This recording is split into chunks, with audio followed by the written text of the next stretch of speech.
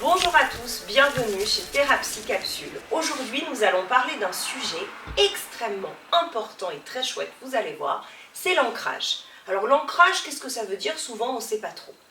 En fait, l'ancrage, quand il n'est pas présent, on le voit à plein de signes. Déjà, vous avez peut-être l'impression d'être ballotté par les événements. Quand vous êtes dans un groupe de personnes, vous ne trouvez pas forcément votre place. Vous n'êtes pas à votre place. Vous avez l'impression de ne pas faire le poids. Aujourd'hui, on va apprendre des techniques très simples basées sur le yoga traditionnel, la médecine traditionnelle chinoise, la visualisation, qui vont vous permettre de vous sentir vraiment pleinement ancré. Alors la première chose à voir, les amis, c'est tout d'abord de situer l'endroit où se trouve l'ancrage dans notre corps.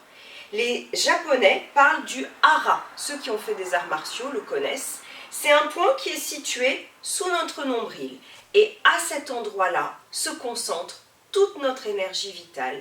Et c'est cet endroit-là qu'on va mobiliser pour pouvoir sentir vraiment l'ancrage.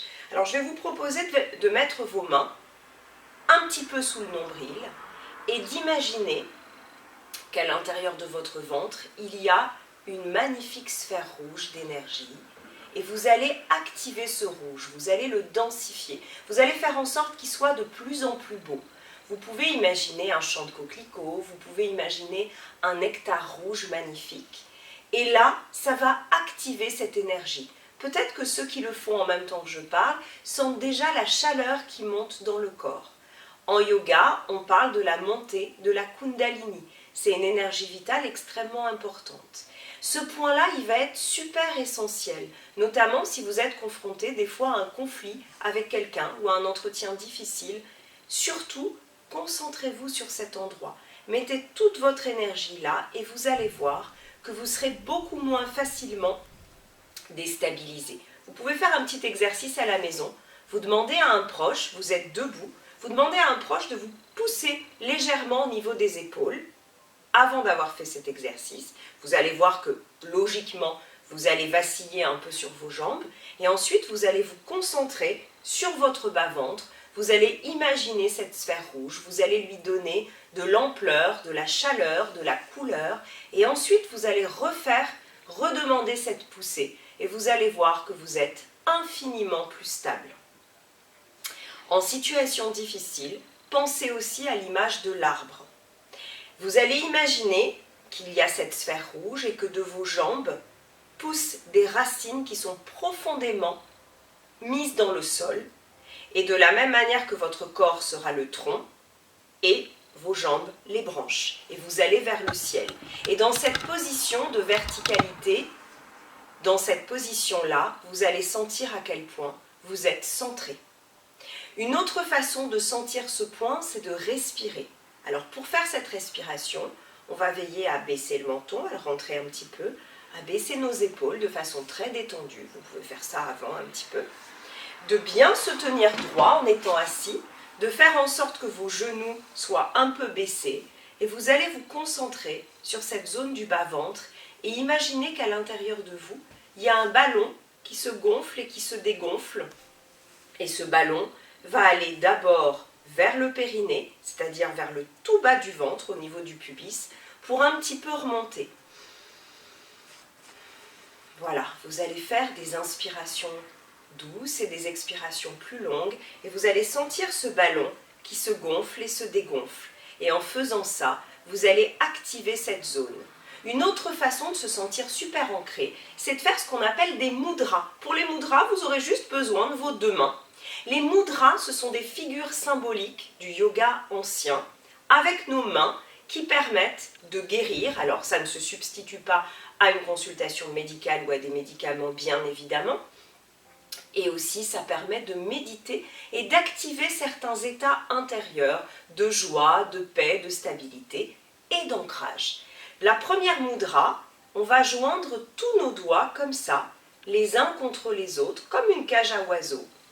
Et on va mettre ensemble tous les éléments. Et ça permet à l'énergie de mieux circuler dans le corps.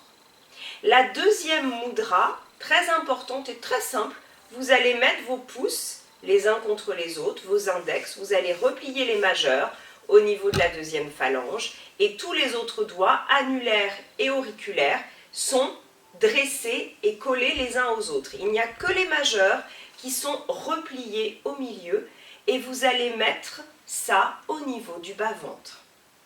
Vous allez rester quelques minutes en baissant bien les épaules, en respirant tranquillement et vous allez sentir à quel point ça active l'énergie de votre bas-ventre. Une dernière mudra très simple, chacun des doigts a une correspondance avec les 5 éléments et notamment l'annulaire, le doigt de la bague de mariage, est en lien avec l'énergie de la terre. Donc on va joindre le pouce et l'annulaire comme ceci. On va mettre les mains sur les cuisses ou au niveau des genoux et on va rester et vous allez voir que ça active l'énergie de stabilité de la terre. Une autre chose, une autre ressource en médecine traditionnelle chinoise, vous savez que le corps est parcouru de méridiens, ce sont des canaux d'énergie qui sont reliés aux organes principaux. Il y a à peu près 12 méridiens. Un méridien pour le foie, un méridien pour le cœur, pour l'estomac, pour la vésicule biliaire, l'intestin grêle, la rate, l'estomac et d'autres organes. Aujourd'hui, on va travailler avec des points qui sont situés sur les méridiens de la rate et de l'estomac. Pourquoi? Parce que ces deux méridiens sont reliés à l'énergie terre et donc sont extrêmement stabilisants. Je vous propose de tapoter ici, au niveau des pommettes. Il y a le méridien de l'estomac qui passe et ça permet de se sentir beaucoup plus ancré. Donc vous tapotez quelques minutes. Ça permet aussi de lutter contre les ruminations. Et ensuite, vous allez tapoter juste sous la poitrine au niveau des premières côtes. Ici, c'est le méridien de la rate.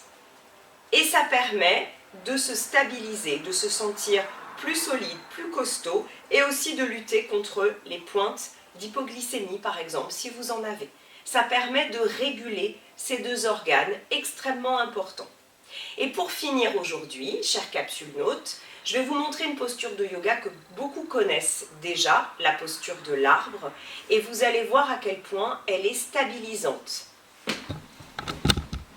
Alors, on va joindre les mains, on va mettre le pied au niveau du genou, et on va rester, on va bien baisser les épaules, baisser le menton, et vous allez, pendant que vous faites ça, imaginer que vous êtes un arbre puissant, qui a des racines profonde, qui a un tronc solide. Vous pouvez même vous donner une apparence d'arbre. Vous êtes peut-être un chêne, un olivier, un cèdre du Liban et vos branches vont vers le sol.